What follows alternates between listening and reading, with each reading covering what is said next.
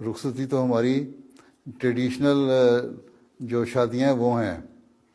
Once نکاح is performed تم آزاد ہو، میاں بیوی بن گئے. اسلامی پوائنٹ آف ویو سے میاں بیوی بن گئے.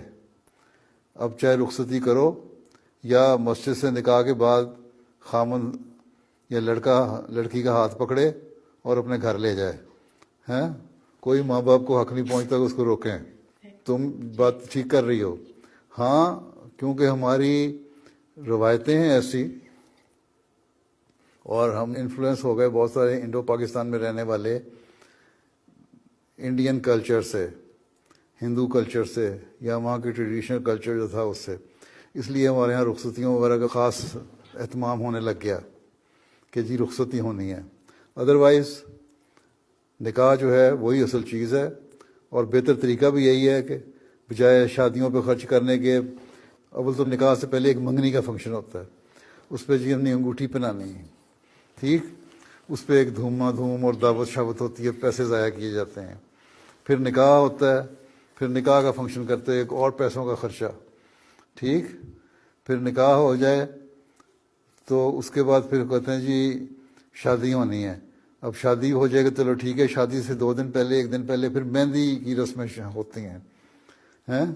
وہ مہندیاں جب تک نہ لگیں، دعوتیں نہ ہوں، ڈھول ڈھمکے نہ ہوں، گانے بجانے جہاں ہوں، 200 آدمیوں کا دعوت نہ ہو، اس وقت تک تسلی نہیں ہوتی لڑکے والوں کی اور لڑکی والوں کی کہ نہیں جی مزہ نہیں آیا.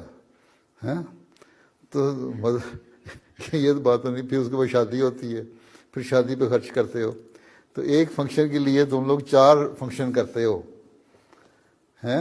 حالانکہ اسلامی طریقہ یہی ہے جو تم کہہ رہی ہو کہ نکاح ہو گیا تو رخصتی ہو جائے، اور سادہ طریقہ یہی ہے. اس سے پیسے جو بچتے ہیں وہ بہتر ہے کسی غریب کی شادی کے اوپر خرچ کر دو بجائے اتنے فنکشن کرنے کے. تو سادگی سے رخصتی ہونی چاہیے. حضرت صلی اللہ علیہ وسلم کے زمانے میں سادگی سے رخصتی ہوا کرتی تھی، بلکہ بعض صحابہ کی شادی ہو جاتی تھی تو حضرت صلی اللہ علیہ وسلم کے علم میں بھی نہیں آتا تھا کہ اس کی شادی ہو گئی ہے. ایک دفعہ ایک صحابی کو آپ نے دیکھا اس کے کپڑوں پہ رنگ لگا ہوا تھا. آپ نے کہا لگتا ہے تمہاری شادی ہو گئی ہے. انہوں نے کہا ہاں جی کل یا پرسوں میری شادی ہوئی ہے، نکاح ہوا تھا گھر میں اور وہیں پہ شادی ہو گئی، رخصتی ہو گئی. تو آپ نے کہا اچھا ٹھیک ہے، بڑی اچھا ہوا، مبارک ہو، لیکن جا کے ولیمہ جو ہے نا وہ ضروری ہے. ولیمے کی دعوت ایک ضروری ہے جو اسلام میں ضروری ہے. ایک نکاح، ایک دعوت ولیمہ. تو ولیمہ کرو چاہے ایک بکری کا ولیمہ کرو.